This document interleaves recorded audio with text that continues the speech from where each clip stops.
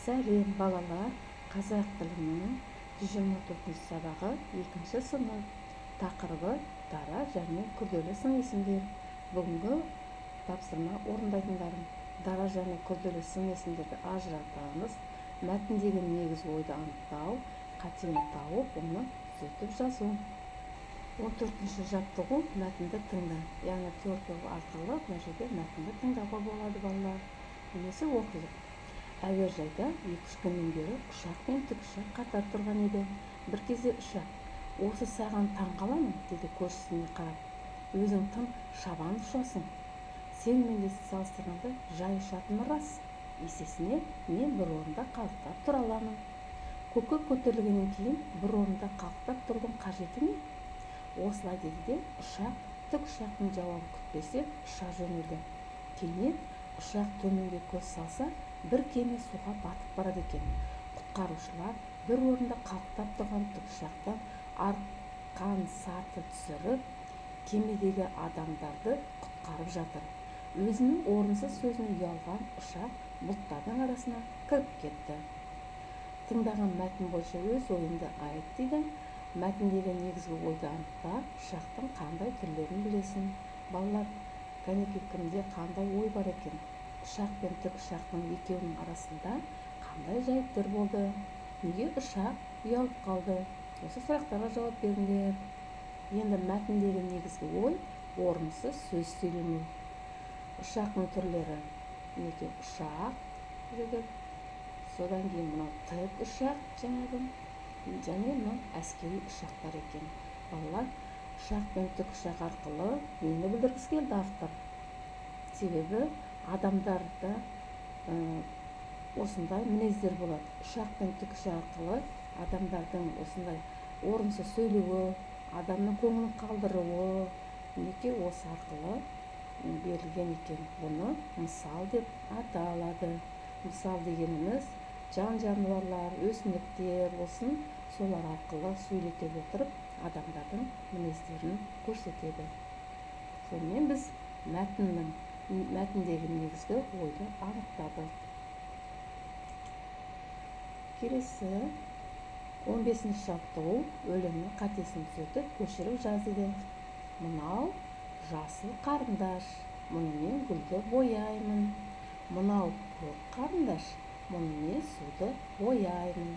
Ал енді қате қай жерде екен? Күлді деген сөзде қате жіберген екен. Сондықтан біз ол жерде гүлді деп д дыбысын қойдық. Енді тапсырмасын орындап, сын есімдерді тап. Сын есімдер бізде жасыл және көк. Бұлар түр-түсті білдіріп отырып, қандай деген сұраққа жауап береді және дара сын есім. Себебі бір сөзден жасалып тұр. Қарамен жазылған сөздердің түбірімен қосымшасын ажырат. Қарамен жазылған бізде күлді және суды. Түбірі күл, д жалғау. Суды дегені су түбірі, д жалғау. Себебі бұл жерде д жіптік жалғауы. Сонымен балалар, біз бүгінгі тапсырмаға байланысты мәтінді оқып немесе тыңдап, мәтіннің не туралы екендігін талқыладық. Ол жерде негізгі ойды таптық. Сондықтан ондай орынсыз сөйлемеуге тырысу керек, адамның көңілін қалдырмау керек екен.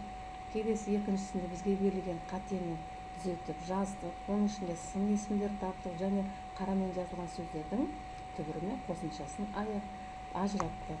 Енді келесі тапсырмаларында шығармашылық үзіліс.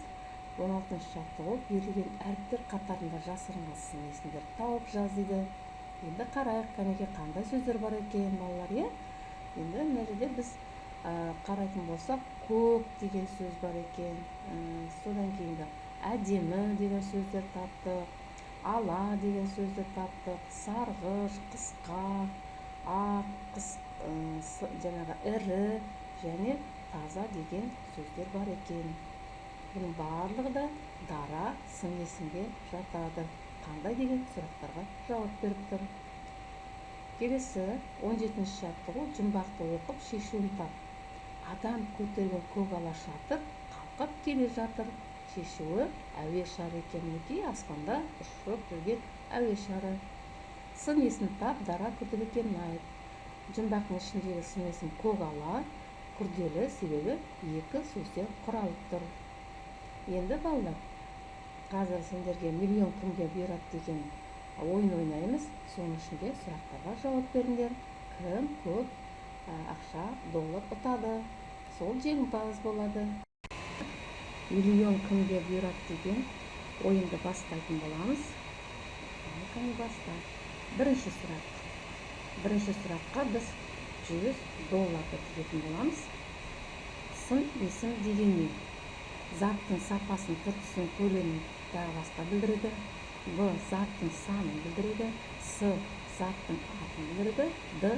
Іс қимылды білдіреді. Қайсы екен балалар осының ішінде?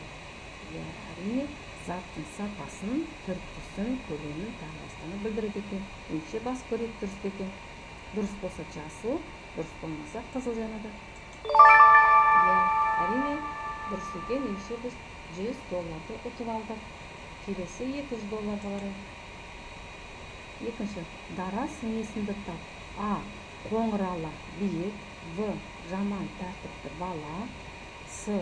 Терең, ауыр. Д. Үлкен ағаш, дәмді. Балалар қайсы екен? Дұрыс айтасыңдар. Терең, ауыр екен. Ендеше біздің $200 ұтып алдыңдар балалар. Енді үшінші, біз $500 деген. Үшінші сұрақ. Күрделі сын есім тап. А. Қарала, ашық. В. Ұзын, ақылды. С. Ауыр, қызыл. Д. Тік бұрышты, кішкентай мөлдір.